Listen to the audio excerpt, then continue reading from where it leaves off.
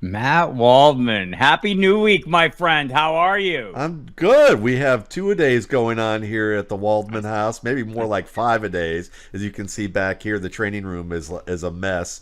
But they've been doing a lot of Oklahoma drills. Marty Schottenheimer is in spirit is here to oversee that, and so far I would say both of them are having good camps.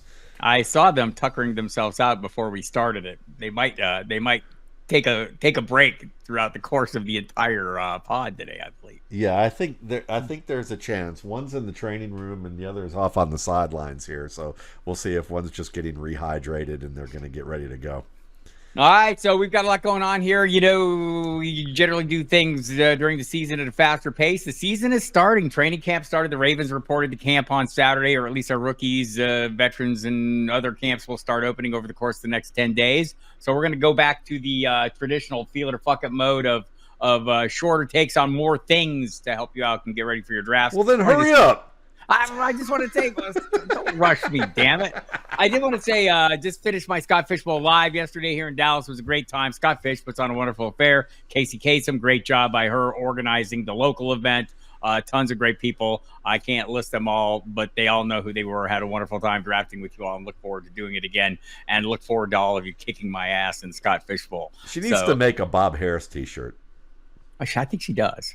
She may have one in reserve. I don't know. I'm working on it. I'll send her some Lex Luthor photos. We'll be good. There you go. There you go. Okay. All right, let's dive into it, though. There has been lots of chatter in recent days about some of these players. Let's talk about one most notable, Kyle Pitts. The discussion from Zach Robinson that they're going to use him as wide receiver and tight end. Isn't the argument, are we feeling him already being a quasi wide receiver, or is that a fuck it? Where are we at on him? Totally feeling it, and I totally feel that he's going to finally reward fantasy GMs this year. I mean, he did year one, and then the past couple of years have been bad due to the fact that they didn't have good quarterback play, and the offensive system had to take kind of a dive to counter that. We've talked about that a lot, but I would say that with Pitts, in this system that's going to be more of the Zach Robinson, Sean McVay type of system, they need a blocking tight end. And so they got Charlie Warner, they got Ross Dwelly. You know, these are guys that are used to playing in that 49ers system that's kind of related to what McVay does, that Shanahan-McVay kind of thing. So Pitt's going to have more freedom to be the wide receiver that he needs to be and be that movable piece. So I wouldn't be surprised at all if he's a close second in targets to Drake London. Yeah, Kirk Cousins is the key here. Assuming Kirk Cousins good health, every tight end who plays with him, we can go back to Jordan Reed. We can go back to Tyler Conklin has fared reasonly well under him. Hey, I'm going to tell you, fuck that. I don't think it matters as long as it's not Taylor Heineke. I think if Michael Penix comes in there, I think Kyle Pitts is the most target, might be the most recession-proof receiver, regardless of quarterback situation, because of the fact of how good he is in contested scenarios and fade routes, and that's where Penix shines. Yeah, won't argue against that, but we'll also argue Kirk Cousins' history with tight ends has been super positive since the first time he stepped on an NFL field. Bijan Robinson, will he be on the McCaffrey plan in Atlanta? That's what Zach Robinson has suggested. That's my belief. Oh, by the way, let's look at that workload for McCaffrey, 270-plus carries last year, second in the league. Most touches in the league when you add in the receptions. Are we looking at a similar workload for Bijan Robinson in Atlanta? I think it's enough to say that he'll be top 5 in terms of that value. Yeah, we certainly have scrimmages going on right here where you're going to get a chance to see kind of a show off of Hugo's handwork. We might see some spin moves in a minute too. But right now we're just working on hand fighting, I think, for the pass rush. But yeah, I would say that Bijan Robinson, when you take a look at receptions that he'll probably get, the carries that he'll be slated to have, I doubt very seriously that he's going to be that he will be the top touch guy in the league. But I think it'll be very difficult to say that he won't be one of the top 5 guys in touches, and that just means that he's probably one of the safest running back ones you can get this year. Right. I think there's a handful of those guys out there that, like I still view Christian McCaffrey as the locked in running back 1 overall, but there are a handful of guys, Bijan Robinson being one, Breece Hall being another, who could easily push him for that distinction, or at least will have the workload to do that. Look, you could argue Travis Etienne has had the workload to push for that, and he did last year. A great finish. Jonathan Taylor might be another guy who could push for that workload. So we'll see. Should be interesting though. But I'm with you. I go McCaffrey, Hall, Bijan, but anyone who has Bijan ahead of Breece Hall is not getting an argument from me. Feeling that. Travis Kelce sustaining top 3 tight end fantasy value in 2024. Feel it or fuck it. Fuck yes, he is, because it's not really about the thing that people forget about, tight ends like this is that they get all wrapped up in the results, and they get wrapped up in the athletic data as opposed to looking at how skilled the player is. And that's because it's harder for some of these people to quantify what skills actually matter, which, I may be working on something like that we maybe do at Football Guys. Maybe this week we'll do something related to that. But Travis Kelce is one of those players that he runs routes so well that as you get older, as long as you can develop, understand how to run a good route and get that snap out of that break and get downhill quickly, you're generally going to produce well. Guys like Antonio Gates and Tony Gonzalez did that well into their mid-30s. Travis Kelce said he wants to play, 3 more years? Yep. So, and he can, especially in this offense where what they do is they condense the formation so that they're tighter formations where the receivers are tighter to the line of scrimmage and tighter to the offensive line, and they use heavier sets or big receivers who can block, and they do things to match Travis Kelce up against defenders who don't have a good opportunity or good enough skills to really cover him. And they create a lot of pick routes and rub routes, if you want to say the legal version of that. And he gets open, and then he's great in the scramble drill with Patrick Mahomes. So he is the leading receiver for this team. Maybe Rashee Rice will challenge for that. Maybe Xavier Worthy will someday challenge for that. Maybe even Marquez Brown. You can see a lot of questions with all these wide receivers. They may all cancel each other out a little bit for that lead, but Travis Kelce's still the guy. Isn't the key though having that speed of Worthy and Brown both is going to be something that opens up the middle a little bit more than we've seen in the past? I mean, or at least will force opposing defenses to respect the downfield, the threats a little more than maybe Marquez Valdez-Scantling. Yeah, I think that's probably the case, is that the offensive design's not going to change any. It's just that you're going to have better execution of that offensive design because you have receivers who can catch and who get open and who work at their craft and don't shoot off at their old team about how, they got traded. I do think it's fair to note that, Patrick Mahomes last year was his lowest ADOT, I believe, and it's diminished each year without Tyreek Hill in the mix. So that could be a factor in, we can connect all these and say whether they're associated or dissociated dots, but the downturn for Kelce and Mahomes both last year with the lowest ADOT, maybe we can get a little more out of that. Rachaad White, 6th in yards before contact, 27th in yards after contact. Is that enough to scare you off, or is the workload, which again he had tied for Christian McCaffrey for 272 carries last year? He had I want to say 336 touches. He was right up there with McCaffrey. That was behind his success. It wasn't the 3.6 yards per carry. How are you handling him this year? Yeah, Rachaad White is a middle-class Christian McCaffrey. And what I mean by that is that if you look at the film, Christian McCaffrey is one of the best in the league at working between the tackles and creating yardage on his own.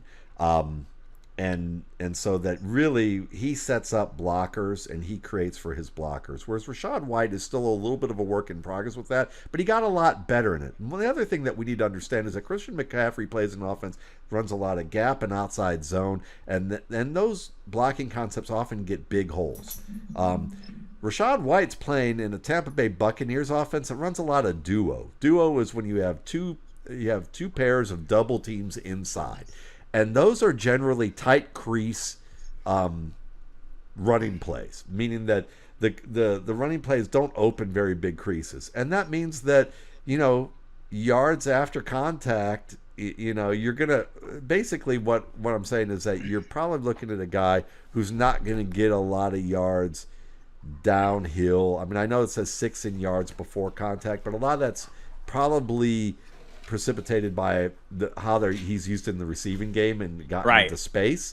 But the yards after contact, that's probably a little bit harder because when he is running between the tackles, the creases are tighter. He's probably getting contact from first and second level defenders who are the bigger guys, and he's not getting into the secondary as easily.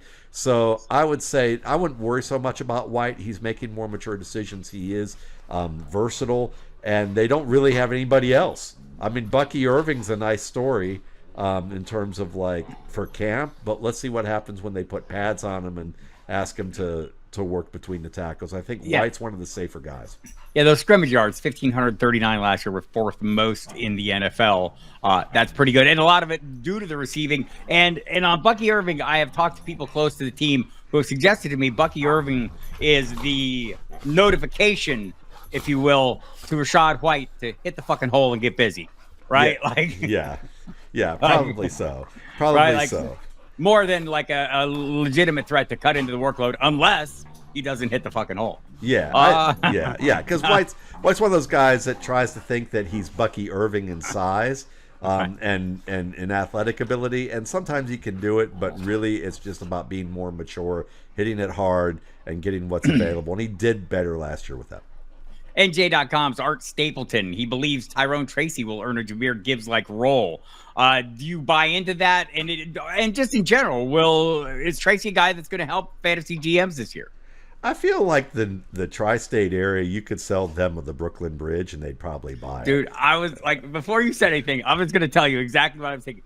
Like, I talk to beat writers every single day during the course of the season. Every day I have a radio show.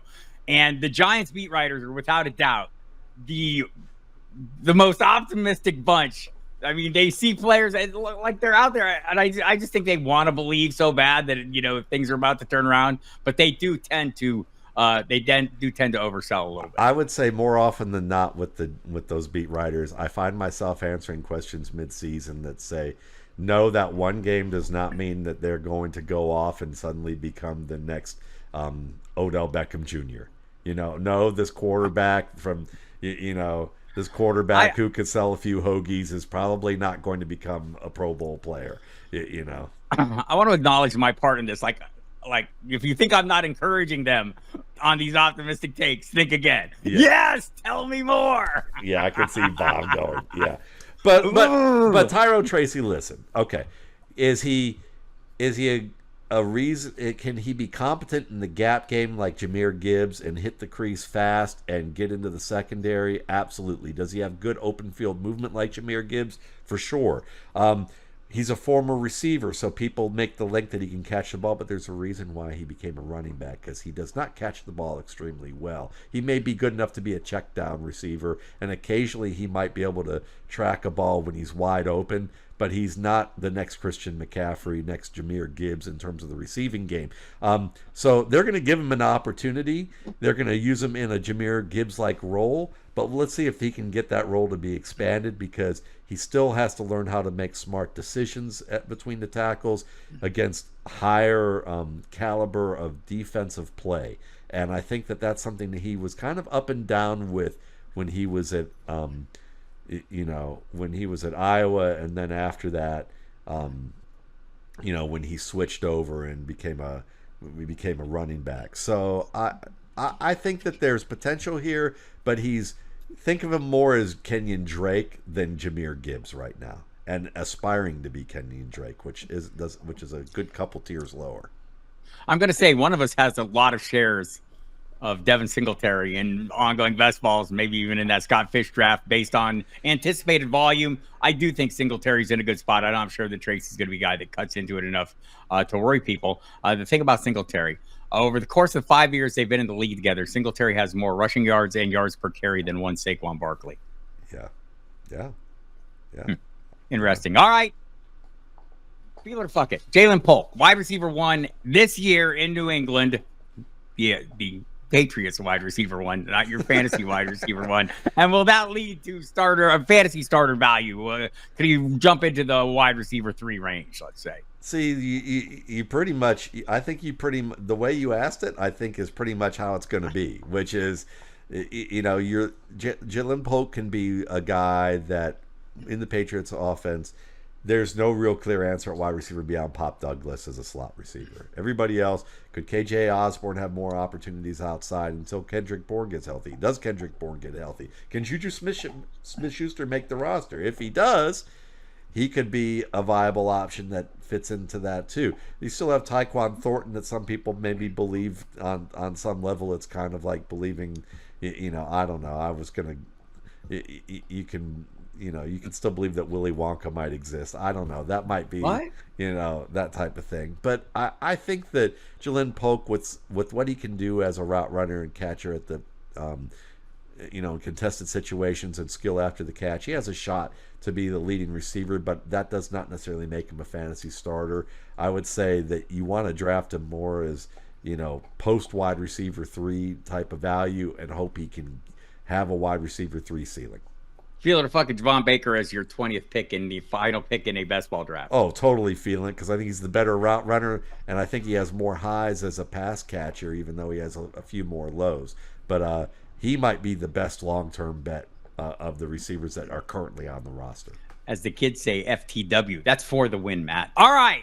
Russell Wilson, he's a Pittsburgh Steeler now. His bad throw percentage in 2023 was 4th lowest in the league at 13.2%. That is according to Doug Drinan, a football guy now, Pro Football Reference mastermind. So is that a sign he'll rebound? He's a rebound candidate, or is Cecil Lammy's point that Wilson threw the ball away 7th most often in the league last year and didn't run Peyton's offense effectively, the counterbalance to the optimism? I mean, I think it's a good counter argument, but I would also, then you can kind of also counter that the Denver Broncos really don't have top receivers to speak of. They didn't even before they traded Jerry Jeudy away. These guys were kind of malcontents or under performers in terms of underachieving relative to their draft status and what people thought their promise was. Their offensive line hasn't been all that great. The run game was up and down. So Wilson probably didn't fit in what Sean Payton wanted to do, for sure, and that's why they got rid of him. But on top of that, I think it was just a bad landing spot overall over the past 2 years. And I think we're going to see this year in an Arthur Smith offense, we're going to see Russell Wilson. The fact that they have Justin Fields and Russell Wilson, they pretty much said, it's Russell Wilson this year. Right. It's no question. We may put Justin in some packages here, which would probably be red zone type of looks as a runner. That just tells you that they hope that Justin Fields will be the man next year, or be able to grow into it in a year or two, and that Wilson is their guy to lead them. And I think that I would look at that and say, if the bad percentage was low and you threw the ball away, that's a good thing, especially when the fact that you have receivers that may not run great routes, don't catch the ball reliably, and don't do the work that they're supposed to do always on a consistent basis. Then if, as a manager, if you're going to be like, we're going to throw the ball away and live for another day, if you had to do that a lot, that's as much of a reflection on his teammates as it is on him. Russell Wilson might immediately become the best quarterback Arthur Smith has coached as an offensive coordinator. No, all due respect to Ryan Tannehill. Oh, I agree. I think by far. All right. So there was a reason things, especially last year, didn't work in Denver. The reason last year was Sean Payton. He did not want them to work. There was absolutely no way that was going to work, because it was never going to work. And if you don't believe that, go rewatch the primetime game where Sean Payton literally ripped his quarterback to shreds, knowing every camera and every football fan's eyeball was on him while he did it. That was just never going to work out, that relationship. And look, Russell Wilson didn't play well, going into that season. So there's a lot going on there. This is a new start, fresh start. And I think Arthur Smith can cobble something together, certainly with some of the pieces around him. So I'm with you.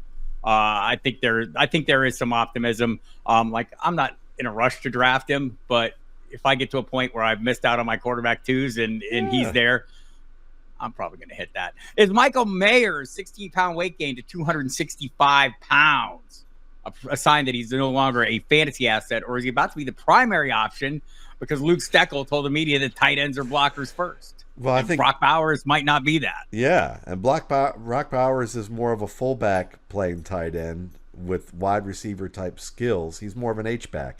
So what tells me is two things. Either Luke Steckel is about a year away from being fired, and he'll join his family member Les, because I'm sure that the nepotism that Steckel is probably there. Les used to be a hard ass with the Vikings. He was a massive hard ass. Luke has probably got a little bit of that in. Old school would be a kind assessment.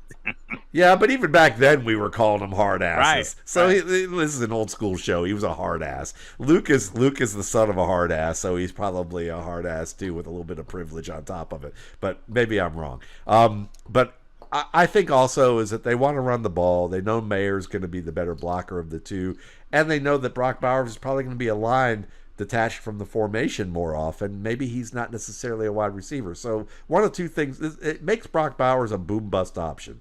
If you're if the Raiders play smart and we look at the assumption of rational coaching, then Michael Mayer is going to be tight end 2 in this offense for fantasy, because Brock Bowers is still going to be labeled a tight end 1. Right. If we're going to look at the Raiders and have the assumption of illogical decisions, like getting a bowl haircut that the owner has, or did he get that fixed? Did he finally get that fixed?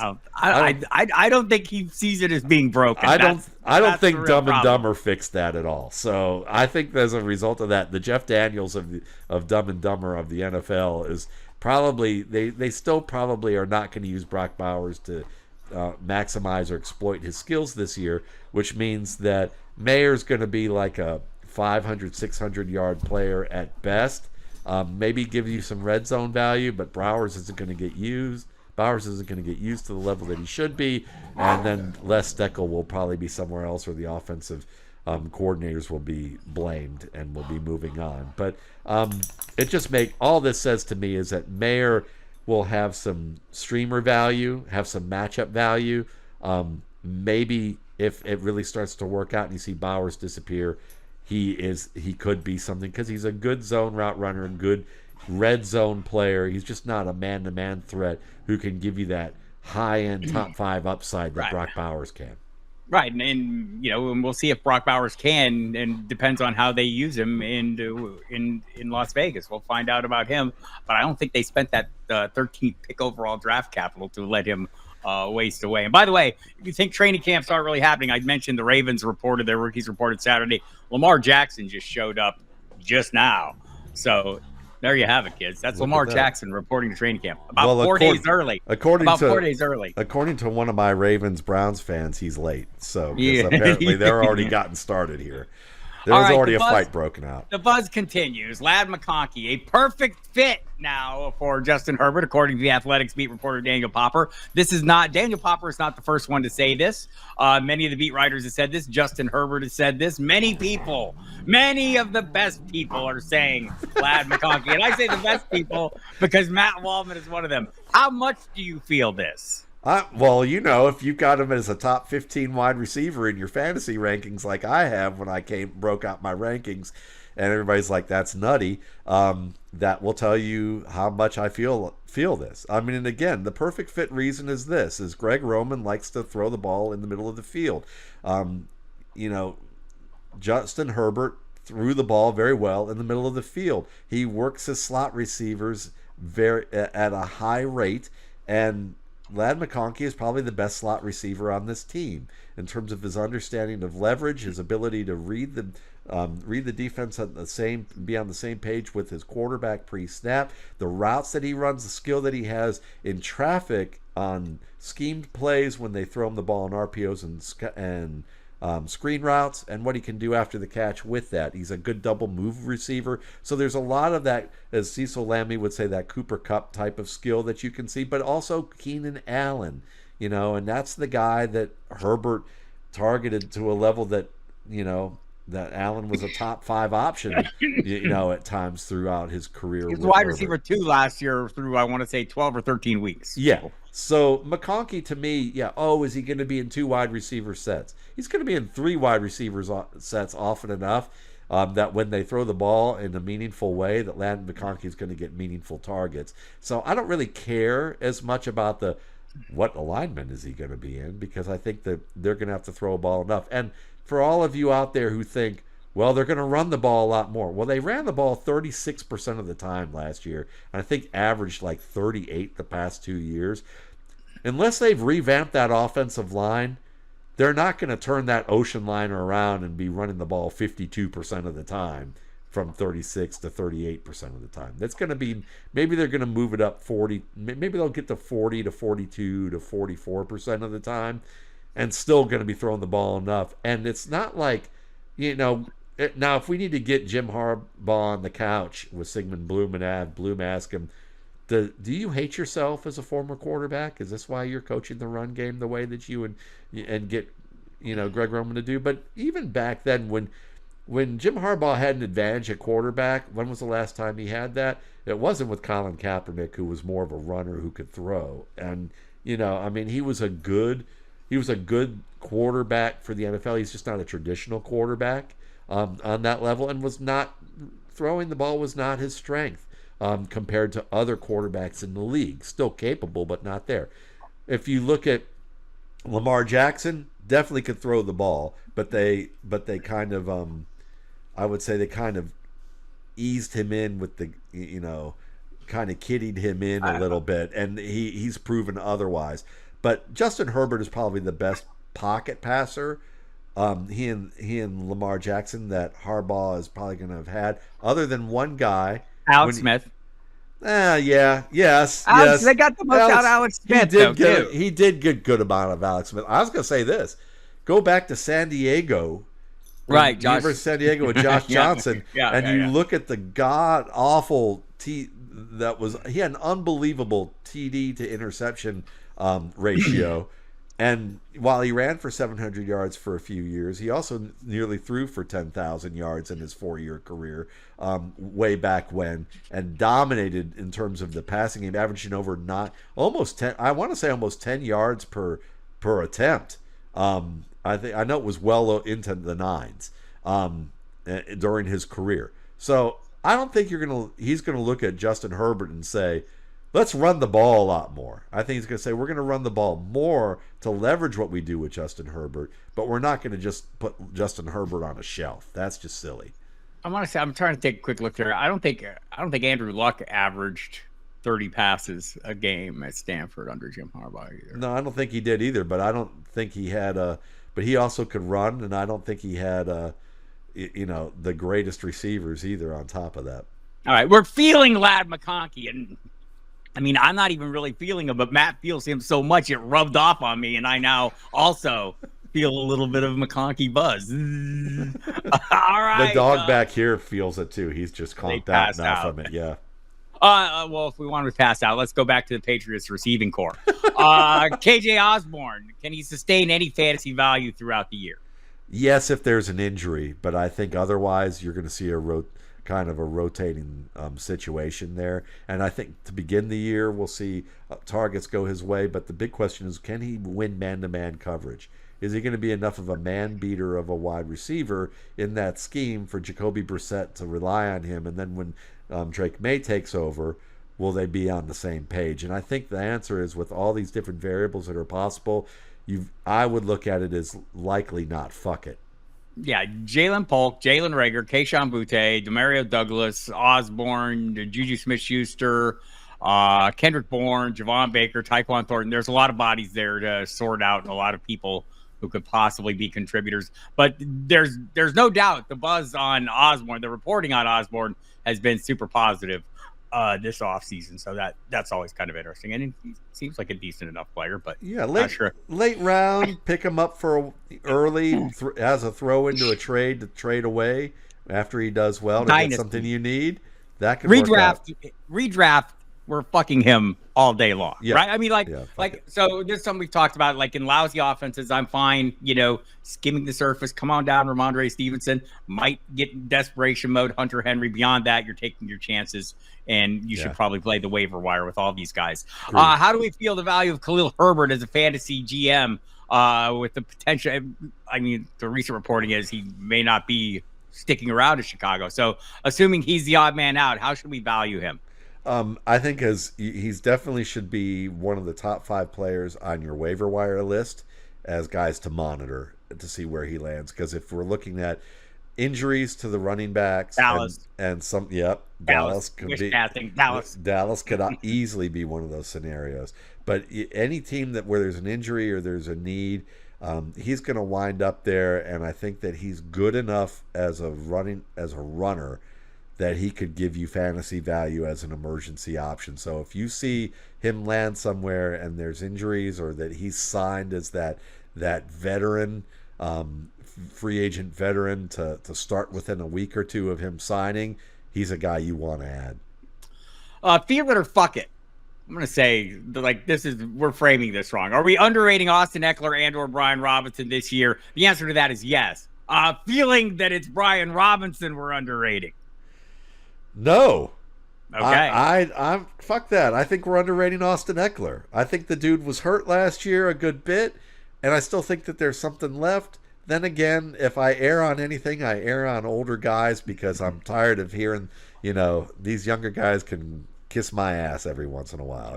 We're gonna see this one differently. I'm gonna be all in on Brian Robinson, and it depends on where you're looking. I know the current Football Guys ranking and projections have Eckler ahead. I'm guessing your projections also have him ahead. I think I gotta look. I think I do have him slightly ahead, but I think just the value that he offers is probably. Isn't he still a little lower than Robinson? He is a little lower, but it started out he was way higher. It started out he was like early best balls. Right after the signing, he was way higher. Then people remembered Brian Robinson was there, and the gap started closing. Now I think it's all Robinson going slightly higher. It's still very close. It's kind of a toss up in terms of price paid. I think we're underrating how shitty this move was for the Washington Commanders for fantasy people because they're both good. Brian Robinson needs to be a starter. Right. He was very good. And Eckler, I think really it's a shame that he wound up there. That people, let's feel it or fuck it. I mean, if we're going to start projecting the Cliff Kingsbury offense, should we look back at what happened in Arizona when Clint Kingsbury was there and see how they use the running backs at that point? To maybe say, wow, this is the Brian Robinson show. Feel that, Matt Waldman. Ooh, could very well be that case. But then again, there's some good there's a good argument there with that. But was it because he had nobody else? He had nobody else because he tried some scat backs for a while. He tried Kenyon Drake. He just didn't have good taste in scat backs. Kenyon Drake was okay though when he was the lead back, yes, right? He was so okay. I mean, it seems like didn't work out. It seems like when you are the lead back, and so I guess that's where we're at. Can Austin Eckler reassume the mantle of lead back ahead of Brian Robinson? I do not think he can. Yeah, I agree. And I think the other question is who's going to get the third down? Who's going to get the passing down role and that 2-minute role? I would think it would be Eckler, but Robinson is underrated in all those areas, and he can block a little better than Eckler can. I think it's interesting too because a lot of people will say when he goes to Washington, it's the Antonio Gibson role. No, it's not. It's not the same offense. So that's not going to happen. So yeah. So it's going to be interesting because I do think one thing you said there is something people should take into account, like these players that were coming off injuries or whatever, maybe never healed from their injuries. And, we've had that discussion with Kyle Pitts. We've had it with Tony Pollard, and we should probably have it with Austin Eckler too. Was he ever himself after a high ankle sprain early in the season? And can he return to being himself this year? We don't know. He may be healthy, but is he fully Austin Eckler? We're going to find out. Mark Cavalli from The Athletic, he believes that our guy, Calvin Austin III, had a very impressive camp, but that's magnified because of his speed in the short pants without the pads on. I suspect that's like totally true, but also it doesn't rule out the possibility of him earning a role in this offense. Yeah, fuck that noise. I mean, it's a good. He's right that it magnifies it, but it's not like he's magnifying it with a high-powered microscope here. Where I think that the matter of the fact is that Calvin Austin is good one-on-one on the outside for a smaller guy, and that's something that's going to show up even in pads. It showed up in pads the past couple of years when he was healthy enough to play in camp. It showed up on film in Memphis.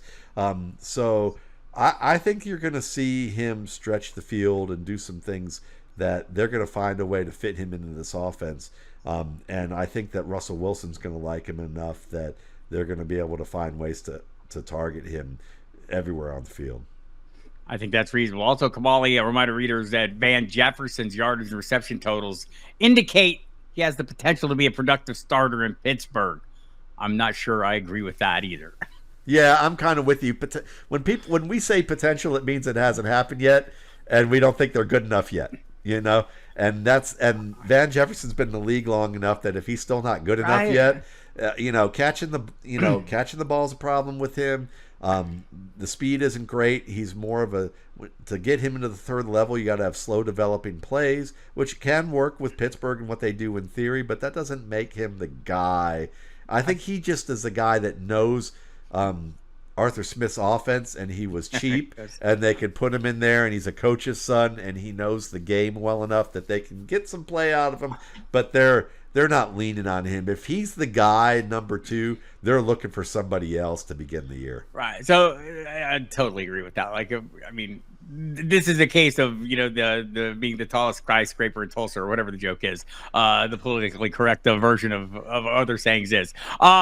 Until Roman Wilson demonstrates that he's, ready to make a consistent contribution at the pro level, man, Jefferson is the guy, and whether he can answer the call, we don't have a ton of evidence of that.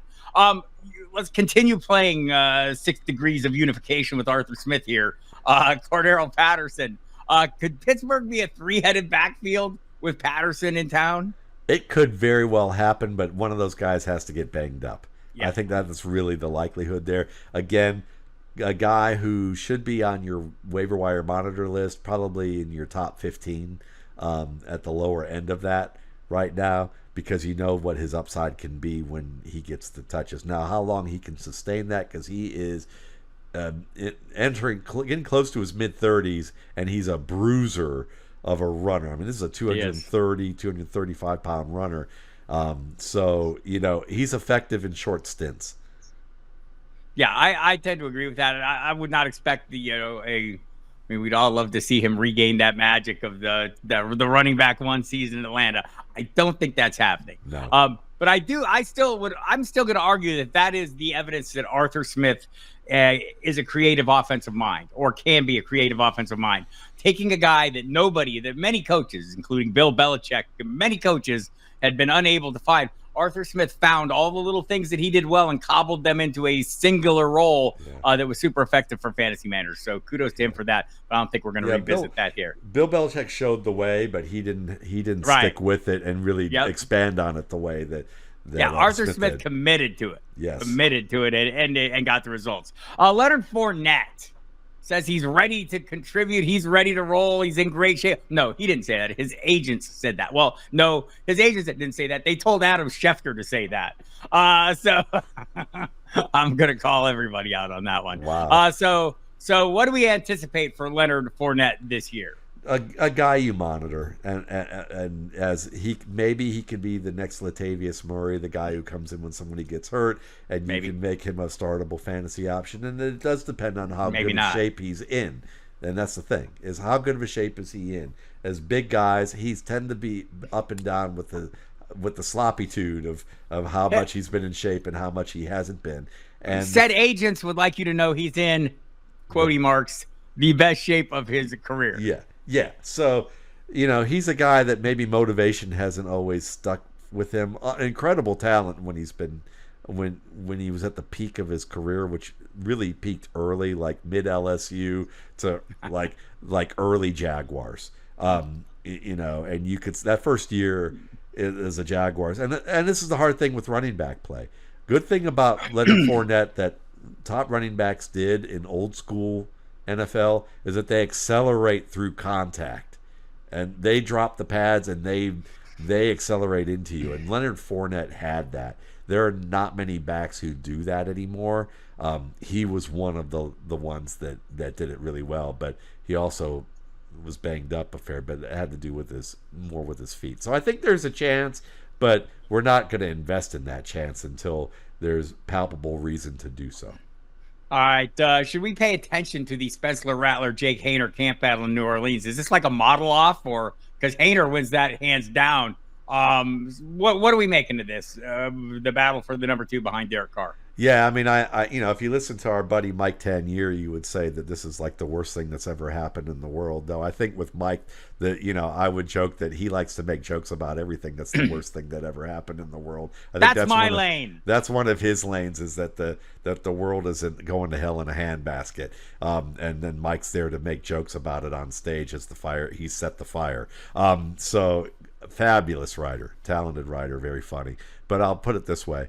For redraft, I would say if Jake Haener wins the job, you should have paid. That's the reason you should be paying attention. Is pay attention to see if Jake Haener wins the role. If he does, I think he ends up taking over for Derek Carr at some point during the season, and shows that he might be a low key, like, underrated future for that team.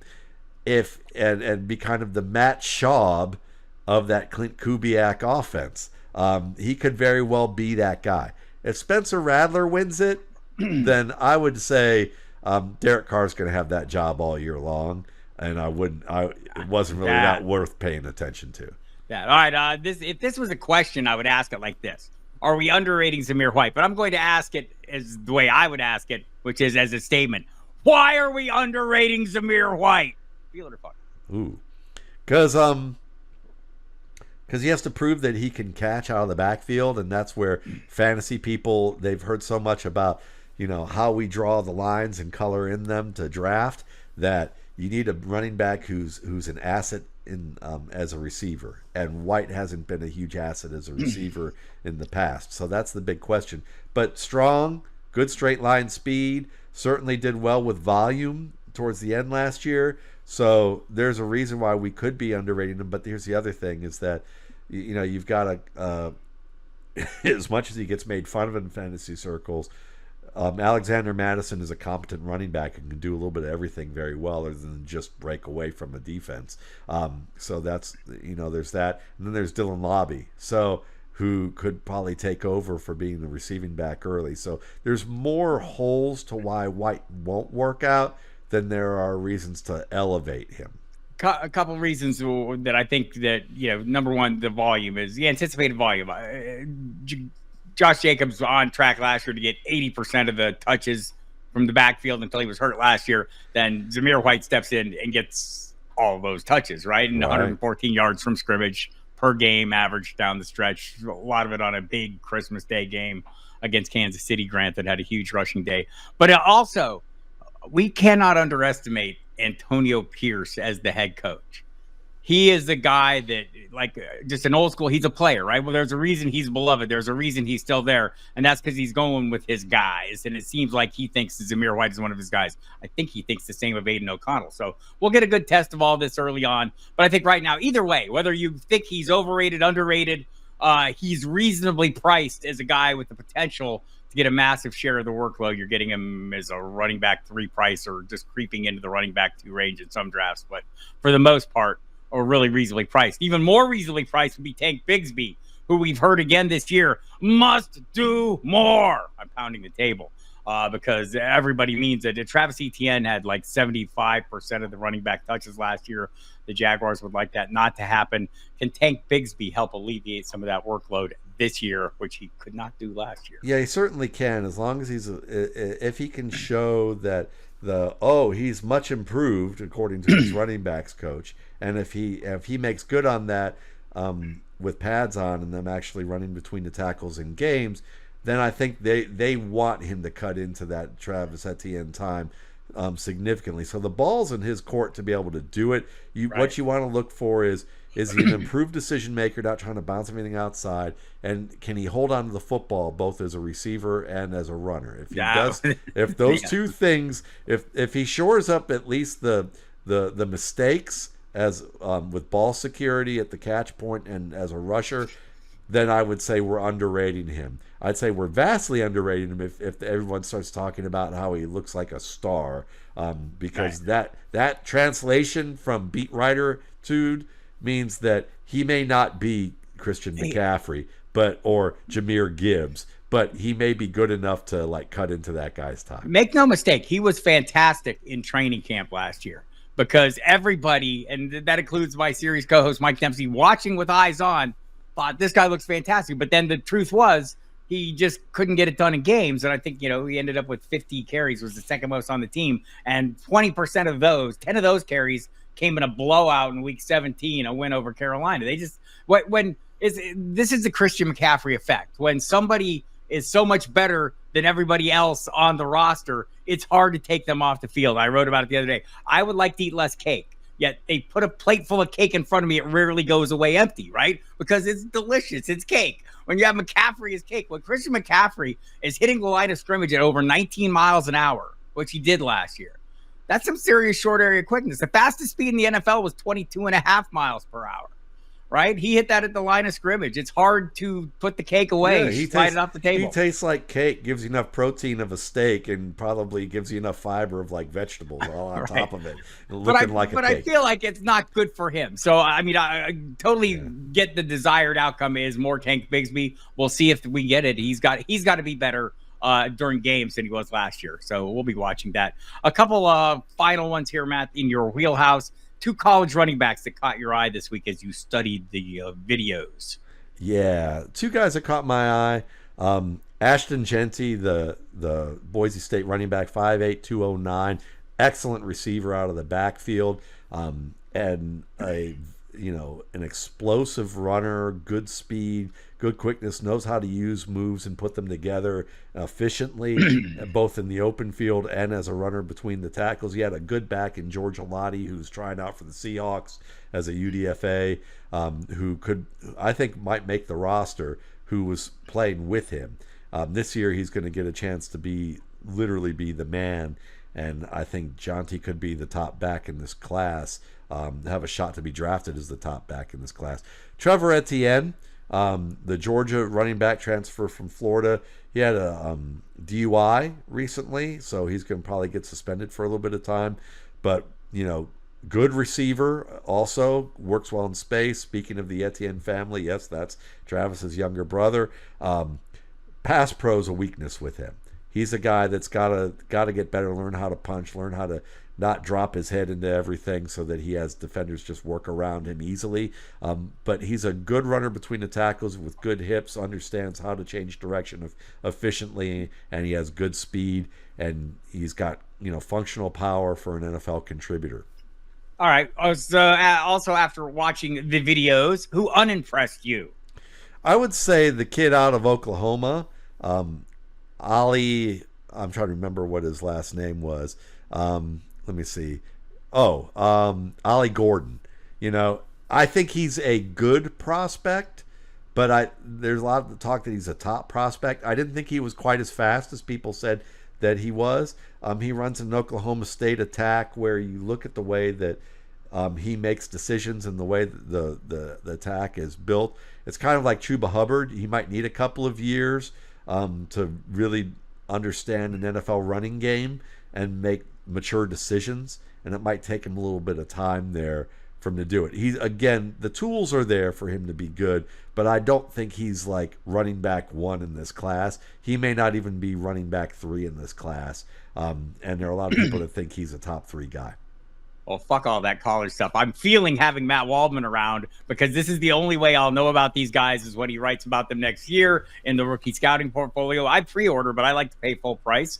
But man, looking forward to next year's rookie scouting portfolio. No surprise, you're already on the grind. You can find Matt on Twitter at Matt Waldman. They also call it X, and you can see some of his little filmy breakdowns. They're fantastic. I enjoy them immensely. And all his efforts there, and mattwaldman.com is where you can find his other work. You can find me at Football Guys. Find both of us at Football Guys. Yeah, I mean, have you seen the 10-minute news video that you just put out? I was checking that out and enjoyed. Well, you should check it out. I mean, I don't know why you didn't see it. It looks familiar. I see all this stuff behind you. I saw a guy talking who looked just like you, talking about the Colts offense and the Colts running game. Really sounded good, man. All right, well, yes, go check that out on the Audible, along with Cecil Lammy, Sigmund Bloom on that channel, the Football Guys fantasy football channel with the Kluge and Alfredo Brown, and the Dynasty channel with Jeff Bell and Jared.